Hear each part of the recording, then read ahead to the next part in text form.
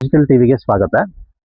ರಾಜ್ಯ ಸರ್ಕಾರ ಮೈಸೂರಿನ ಬಂಡಿಪಾಳ್ಯ ಸಮೀಪದ ಗುಡುಮಾದ್ನಹಳ್ಳಿ ಗ್ರಾಮದ ಬಳಿ ಏನಿವತ್ತು ಅಲ್ಲಿ 60 ಎಕರೆ ಸರ್ಕಾರಿ ಜಮೀನಿತ್ತು. ಅದರಲ್ಲಿ 20 ಎಕರೆನ ವಶಪಡಿಸಿಕೊಂಡು ಅಲ್ಲಿ ನಿಮ್ಹಾನ್ಸ್ ಆಸ್ಪತ್ರೆನ ನಿರ್ಮಾಣ ಮಾಡಕ್ಕೆ ಹೊರಟಿದೆ. ಈ ನಿಮ್ಹಾನ್ಸ್ ಆಸ್ಪತ್ರೆ ಅಲ್ಲಿ ನಿರ್ಮಾಣ ಮಾಡೋದು ಬೇಡ, ಅದು ಕೃಷಿಗೆ ಯೋಗ್ಯವಾದ ಭೂಮಿ. ಅಲ್ಲಿ ರೈತರು ಕೃಷಿ ಮಾಡ್ತಾ ಇದ್ದಾರೆ. ಹಾಗಾಗಿ ಆ ಭೂಮಿನ ಬಿಟ್ಟು ಬೇರೆ ಕಡೆ ಮಾಡಿ ಅನ್ನೋದು ಕೆಲವು ರೈತ ಮುಖಂಡರ ಹೇಳಿಕೆಯಾಗಿದೆ. ಈ ಕುರಿತು ನಾವು ಮಾತಾಡೋದಕ್ಕೆ ಕರ್ನಾಟಕ ರಾಜ್ಯ ರೈತ ಸಂಘದ ಅಧ್ಯಕ್ಷರಾದ ಇಂಗಲ್ಕುಪ್ಪೆ ಕೃಷ್ಣೇಗೌಡ ಅವರನ್ನ ಭೇಟಿ ಮಾಡಿದ್ವಿ. ಸರ್ ನಮಸ್ಕಾರ ಕೃಷ್ಣೇಗೌಡ್ರೆ. ಸರ್, ಈಗ ಮೈಸೂರಿನ ಬಂಡಿಪಾಳ್ಯ ಸಮೀಪ ಗುಡುಮಾದ್ನಹಳ್ಳಿ ಅಂತ ಏನು ಗ್ರಾಮ ಇದೆ, ಆ ಗ್ರಾಮದ ಬಳಿ 60 ಎಕರೆ ಸರ್ಕಾರಿ ಭೂಮಿ ಇದೆ. ಅಲ್ಲಿ 20 ಎಕರೆ ಜಮೀನ ಸರ್ಕಾರ ವಶಪಡಿಸಿಕೊಂಡು ಅಲ್ಲಿ ನಿಮ್ಹಾನ್ಸ್ ಆಸ್ಪತ್ರೆಯನ್ನ ಕಟ್ಟಕ್ಕೆ ಹೊರಟಿದೆ. ಈ ಕಾರ್ಯಕ್ರಮದಲ್ಲಿ ಕೆಲವು ರೈತ ಮುಖಂಡರು ಆ ಭೂಮಿ ಕೃಷಿ ಯೋಗ್ಯವಾದ ಭೂಮಿ, ಅಲ್ಲಿ ರೈತರು ಕೃಷಿ ಮಾಡ್ತಾ ಇದ್ದಾರೆ, ಆ ಭೂಮಿನ ಬಿಟ್ಟು ಬೇರೆ ಕಡೆ ಮಾಡಿ ಅಂತ ಅವರು ಒತ್ತಾಯ ಮಾಡಿದ್ದಾರೆ. ಒಂದ್ ವೇಳೆ ಏನಾದ್ರು ಅಕಸ್ಮಾತ್ ಸರ್ಕಾರಕ್ಕೆ ಆ ಭೂಮಿ ಸಿಕ್ಲಿಲ್ಲ ಅಂದಾಗ ಈ ಪ್ರಾಜೆಕ್ಟ್ ಕೈಗಾರೋ ಸಂಭವನೂ ಕೂಡ ಇರ್ತವೆ. ಈ ಬಗ್ಗೆ ತಾವೇನು ಹೇಳ್ತೀರಿ ಸರ್?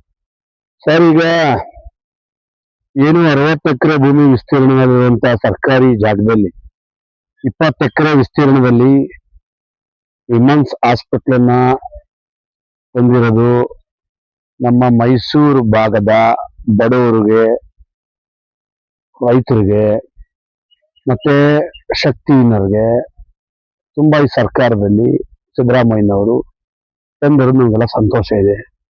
ಅದೇ ರೀತಿಯಾಗಿ ಈಗೇನು ಸರ್ಕಾರಿ ಭೂಮಿನಲ್ಲಿ ರೈತರು ವ್ಯವಸಾಯ ಮಾಡ್ಕೊಂಡು ಹೋಗ್ತಿದ್ದಾರೆ, ಆ ಭೂಮಿನ ಅವ್ರು ವಶಪಡಿಸ್ಕೊಂಡು 20 ಎಕರೆನಲ್ಲಿ ನಿಮ್ಹಾನ್ಸ್ ಹಾಸ್ಪಿಟ್ಲ್ ಮಾಡ್ತೀವಿ ಅಂದ್ರೆ ನಿಮ್ಹಾನ್ಸ್ ಹಾಸ್ಪಿಟ್ಲ್ ಮಾಡ್ತೀವಿ ಅಂದ್ರೆ ನಮ್ದೇನು ಅಭ್ಯಂತರ ಇಲ್ಲ. ಆದ್ರೆ ಅಲ್ಲಿ ಇಲ್ಲಿಂದ ಉತ್ಕೊಂಡ್ಬಂದಂತ ರೈತರಿಗೆ ಬೇರೆ ಬದಲಿ ಭೂಮಿ ಕೊಟ್ಟು, ಈಗ ಅಲ್ಲೇನು ಮುಖ್ಯಮಂತ್ರಿಗಳು ಅವರೇನು ಗೌರ್ಮೆಂಟ್ಗೆ ಎಷ್ಟು ಇರ್ತಾರನೋ ಇಲ್ಲ ಪ್ರೈವೇಟ್ ಆಗಿ ವಸತಿ ಗೃಹನೋ ಬಂದು ಉಳ್ಕೊಳ್ಳೋದಕ್ಕೋ ಏನಕ್ಕೋ ಮೋದಿ ಮಸ್ತಿಗೆ ಮಾಡ್ತಾ ಇಲ್ಲ, ಸರಿನಾ? ಇಲ್ಲಿಯ ಮೈಸೂರು ಪ್ರಾಂತ್ಯದ ಬಡವರಿಗೆ, ಸಣ್ಣ ಪುಟ್ಟವ್ರಿಗೆ, ಕಷ್ಟದಲ್ಲಿರುವಂತವ್ರಿಗೆ ಏನ್ ನೆರವಾಗಿಕ್ಕೆ ಒಂದು ನಿಮ್ಹಾನ್ಸ್ ಹಾಸ್ಪಿಟಲ್ ತಂದಿರೋದು ತುಂಬಾ ಅಭಾರ್ಯ.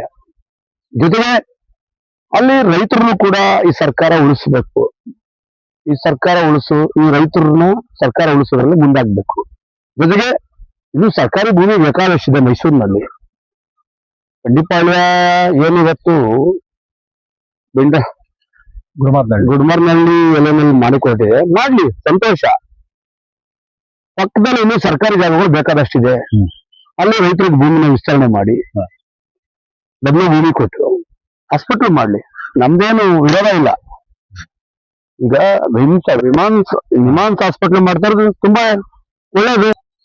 ಸರ್, ಈಗ ನಿಮ್ಹಾನ್ಸ್ ಆಸ್ಪತ್ರೆ ಅಂದಾಕ್ಷಣ ಎಲ್ಲಾ ಬಡವರು, ರೈತಾಪಿ ವರ್ಗದವರು, ಕೂಲಿ ಕಾರ್ಮಿಕರು, ಏನಿವತ್ತು ಬಿಲೋ ಪಾವರ್ಟಿ ಲೈನ್ ಇದೆ, BPL ಕಾರ್ಡ್ ಇಂದ ಕೆಳಗಡೆ ಇರೋರೆಲ್ಲ ಬೆಂಗಳೂರಿಗೆ ಹೋಗ್ಬೇಕಾಗುತ್ತೆ. ಮೈಸೂರಿನಲ್ಲಿ ಒಂದು ಆಸ್ಪತ್ರೆ, ನಿಮ್ಹಾನ್ಸ್ ಆಸ್ಪತ್ರೆ ಆಗ್ತಾ ಇರೋದು ಅತ್ಯಂತ ಒಂದು ಸಂತೋಷವಾದ ವಿಚಾರ ಅನ್ನೋದು ಕೂಡ ಈ ಕೆಳವರ್ಗದ ಜನರಿಂದ ಕೇಳಿ ಬರ್ತದೆ. ಒಂದ್ ವೇಳೆ ಏನಾದ್ರು ಭೂಮಿ ಕೊಡೋದಕ್ಕೆ ಹಿಂದೂ ಮುಂದೆ ನೋಡಿದ್ರೆ ಈ ಪ್ರಾಜೆಕ್ಟ್ ಎಲ್ಲ ಕೈ ತಪ್ಪೋ ಚಾನ್ಸ್ ಇದೆಯಾ ಸರ್? ಈಗ ರೈತರು ಭೂಮಿನ ಏನು ಸರ್ಕಾರದ ಭೂಮಿನ ರೈತರು ವ್ಯವಸಾಯ ಮಾಡ್ಕೊಂಡ್ ಬರ್ತಿದ್ರು, ಸರ್ಕಾರಿ ಮಾಡೋಣ, ರೈತರು ಮಾಡ್ತಿದ್ದಂತ ಫಲವತ್ ಭೂಮಿ ಅಂತೇಳಿ ಕೆಲವರು ಮಾತಾಡಿದ್ದಾರೆ. ನಾನು ನೋಡಿದೆ ಬೆಳಿಗ್ಗೆ ಪೇಪರ್ನ. ಆದ್ರೆ ಸರ್ಕಾರ ಬದಲಿ ಭೂಮಿನ ಕೊಡ್ಲಿ, ರೈತರಿಗೆ ಮಾಡ್ಲಿ ಹಾಸ್ಪಿಟ್ಲ್, ಅಂದ್ರೆ ಸಂತೋಷ. ಯಾಕೆಂತಂದ್ರೆ ನಿಮ್ಹಾನ್ಸ್ ಹಾಸ್ಪಿಟ್ಲ್ ನಲ್ಲಿ ಎಷ್ಟು ಜನ ಬಡವರು ಆಕ್ಸಿಡೆಂಟ್ ಆದವ್ರು, ಕೋಮಾ ಹೋಗೋದವ್ರು ನಾವು ನೋಡಿದೀವಿ, ಸೀಟ್ ಇಲ್ದೆ ವಾಪಸ್ ಹೆಣ ತಂದಿರೋದು ನೋಡಿದೀವಿ ನಮ್ಮ ಮೈಸೂರು ಪ್ರಾಂತದಲ್ಲಿ. ಆದ್ರೆ ಅದರಂತ ಒಂದು ಭಾಗ್ಯ ಯಾವುದೂ ಇಲ್ಲ. ಜೊತೆಗೆ ಈ ಕಡೆ ರೈತನ್ನು ಕಾಪಾಡಲಿ ಸರ್ಕಾರ. ಈ ಕಡೆ ನಿಮ್ಹಾನ್ಸ್ ಹಾಸ್ಪಿಟ್ಲ್ ಏನು ಅನುದಾನ ತಂದಿದ್ದಾರೆ, ಹಣನ ಇವತ್ತೇನು ಮುಂಗಡವಾಗಿಟ್ಟಿದ್ದಾರೆ, ಅದನ್ನ ನಾವು ಉಪಯೋಗಿಸ್ಕೊಳ್ಳೋಣ. ಯಾಕಂದ್ರೆ ಸಿದ್ದರಾಮಯ್ಯನವರು ಹಿಂದೆ 13ರಲ್ಲಿ ಚೀಫ್ ಮಿನಿಸ್ಟರ್ ಆದಾಗ, 13ರಿಂದ 18ರವರೆಗೂ ಚೀಫ್ ಮಿನಿಸ್ಟರ್ ಆದಾಗ ಒಂದು ಜಯದೇವ ಹೃದ್ರೋಗ ಹಾಸ್ಪಿಟಲ್ ಅಂತ ಕರ್ತಾರೆ. ಅವತ್ತು ಜಯದೇವ ಹಾಸ್ಪಿಟಲ್ ಕರೆದ ಹೋಗಿದ್ರು ಇವತ್ತು ನಮ್ಮ ಪ್ರಾಂತ್ಯದಲ್ಲಿ, ಮೈಸೂರು ಪ್ರಾಂತ್ಯದಲ್ಲಿ ಬೆಂಗಳೂರು ಜಯದೇವಾಗ ಹೋಗ್ಬೇಕಿತ್ತು ಜನ. ಇವತ್ತು ಬೆಂಗಳೂರು ಜಯದೇವ ತರನೇ ಇನ್ನು ಕಟ್ಟಿದ್ದಾರೆ. ಇವತ್ತೇನ್ ಜಯದೇವ ಸ್ಥಾಪನೆ ಆಗಿ ಇವತ್ತು ಲಕ್ಷಾಂತರ ಜೀವಗಳು ಉಳಿದಿದೆ. ಅದೇ ರೀತಿಯಾಗಿ ನಿಮ್ಹಾನ್ಸ್ ಹಾಸ್ಪಿಟಲ್ ಕಟ್ಟಿ ನಿಮ್ಹಾನ್ಸ್ ಹಾಸ್ಪಿಟಲ್ ಕಟ್ಟಿ ಸಾವಿರಾರು ಕುಟುಂಬಗಳು, ಲಕ್ಷಾಂತರ ಬಡ ಕುಟುಂಬಗಳನ್ನ ಉಳಿಸೋದಕ್ಕೆ ಇವತ್ತೇನು ಸಿದ್ದರಾಮಯ್ಯ ತಂದರೆ ಅದಕ್ಕೆ ಕರ್ನಾಟಕ ರಾಜ್ಯ ರೈತ ಸಂಘ ರೈತ ಬಣ ನಾವು ಅಭಿನಂದನೆ ಸಲ್ಲಿಸ್ತೀವಿ. ಈ ಆರೋಗ್ಯದ ವಿಚಾರದಲ್ಲಿ ಮಾನ್ಯ ಮುಖ್ಯಮಂತ್ರಿಗಳ ಸಿದ್ದರಾಮಯ್ಯನವರು ತುಂಬಾ ಮುತುವರ್ಜಿ ವಹಿಸಿ ಬಹಳಷ್ಟು ಮೈಸೂರಿಗೆ ಕೊಡುಗೆಗಳನ್ನ ನೀಡಿದ್ದಾರೆ. ಅದರಲ್ಲಿ ಜಯದೇವ ಆಗ್ಬೋದು, ಟ್ರಾಮಾ ಸೆಂಟರ್ ಆಗ್ಬೋದು, ಜಿಲ್ಲಾ ಆಸ್ಪತ್ರೆ ಆಗ್ಬೋದು. ಇತ್ತೀಚೆಗೆ ಬಜೆಟ್ ನಲ್ಲಿ 180 ಕೋಟಿ ರೂಪಾಯಿನ ಜಯದೇವ ಆಸ್ಪತ್ರೆಗೆ ನಿಗದಿ ಮಾಡಿ ಆ ಆಸ್ಪತ್ರೆನ ಉನ್ನತೀಕರಣ ಮಾಡೋಕ್ಕೂ ಕೂಡ ಪ್ರಯತ್ನ ಪಟ್ಟಿದ್ದಾರೆ.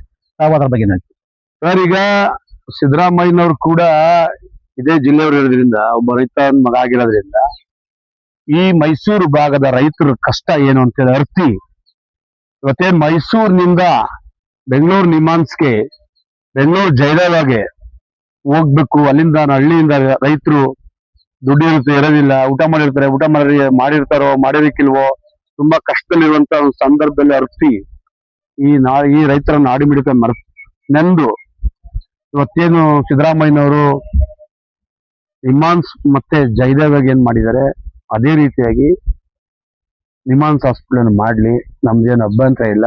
ಮೈಸೂರು ಮಹಾರಾಜ ಜಾಗದ 1000 ಎಕರೆ ಜಾಗ ಜಯದೇವ ಕಟ್ಟಿದ್ರು. ಇವತ್ತು ಲಕ್ಷಾಂತರ ಹೃದಯಗಳು ಚಿಕ್ಕ ವಯಸ್ಸಿಗೆ ಸ್ವಲ್ಪ ಎಲ್ಲ ನೋಡ್ತಾ ಇದೀವಿ. ಬೆಂಗಳೂರು ತಗೊಂಡೋಗಿ ಸೀಟ್ ಇಲ್ದೆ, ಬೆಡ್ ಇಲ್ದೆ, ಫುಟ್ಬರ್ತಿ ಹಾಸ್ಪಿಟಲ್ ಅವರು ಸುಲಿಗೆ ಮಾಡ್ತಾ ನೋಡಿದೀವಿ.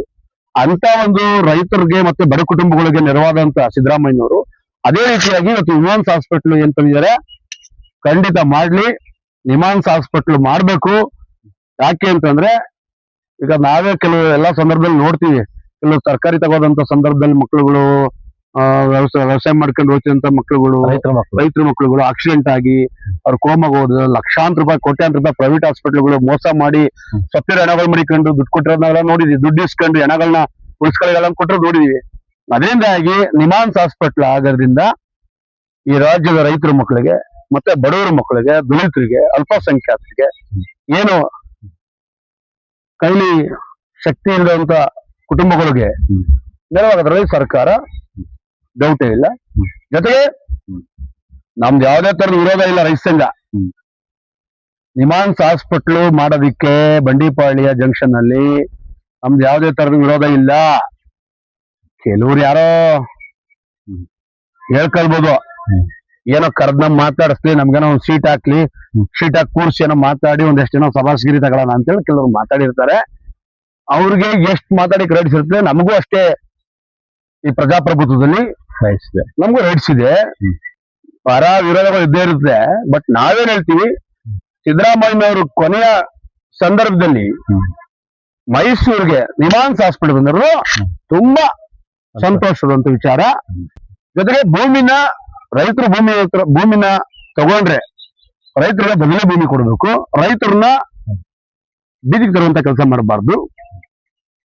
ರೈತರಿಗೆ ನೆಕ್ಸ್ಟ್ ಬೇರೆ ಕಡೆ ಭೂಮಿ ಕೊಟ್ಟು ಆ ಭೂಮಿನ ತಗೊಂಡು ನಿಮ್ಹಾನ್ಸ್ ಹಾಸ್ಪಿಟಲ್ ಮಾಡ್ಲಿ ಅಂತ ನಾವು ಈ ಸರ್ಕಾರಕ್ಕೆ ಮತ್ತೆ ಜಿಲ್ಲಾಧಿಕಾರಿಗಳು ಲಕ್ಷ್ಮೀಕಾಂತ್ ರೆಡ್ಡಿ ಅವರಿಗೂ ಕೂಡ ಮನವಿ ಕೊಡ್ತೀವಿ. ಈಗ ಸರ್ಕಾರ ಏನ್ ಹೇಳುತ್ತೆ ಅಂತಂದ್ರೆ, ಆ ಭೂಮಿನ ನಾವು ರೈತರಿಗೆ ಕೊಟ್ಟಿಲ್ಲ, ಅದು ಸರ್ಕಾರದ ವಶದಲ್ಲೇ ಇದೆ, ಆ ಅನಧಿಕೃತವಾಗಿ ರೈತರು ಅದನ್ನ ಉಳುಮೆ ಮಾಡ್ತಿದ್ದಾರೆ ಅಂತ ಹೇಳಿ ಒಂದು ಅಭಿಪ್ರಾಯ ಇದೆ. ಒಂದ್ ವೇಳೆ ಸರ್ಕಾರಿ ಭೂಮಿ ಅನಧಿಕೃತವಾಗಿ ರೈತರು ಉಳುಮೆ ಮಾಡ್ತಿದ್ದಾರೆ, ಅವ್ರನ್ನ ಒಕ್ಕಲೆಬ್ಬಿಸ್ಬೇಕು ಅಂತ ಹೇಳಿ ಸರ್ಕಾರ ಬಲವಂತವಾಗಿ ಆ ಭೂಮಿನ ಕಿತ್ಕೊಂಡು ಅಲ್ಲಿ ಆಸ್ಪತ್ರೆ ನಿರ್ಮಾಣಕ್ಕೆ ಮುಂದಾದಾಗ ತಾವು ಏನ್ ಮಾಡ್ತೀರಿ? ಸರ್ ನೋಡಿ ಸರ್, ಈಗ ನಮ್ದೆಲ್ಲ ಭೂಮಿ ಸರ್ಕಾರನೇ ಕೊಟ್ಟಿರೋದು. ಹಿಂದಿನಿಂದನೂ ಸರ್ಕಾರನೇ ಕೊಟ್ಕೊ ಬಂದಿರುವಂತ ಭೂಮಿಗಳು.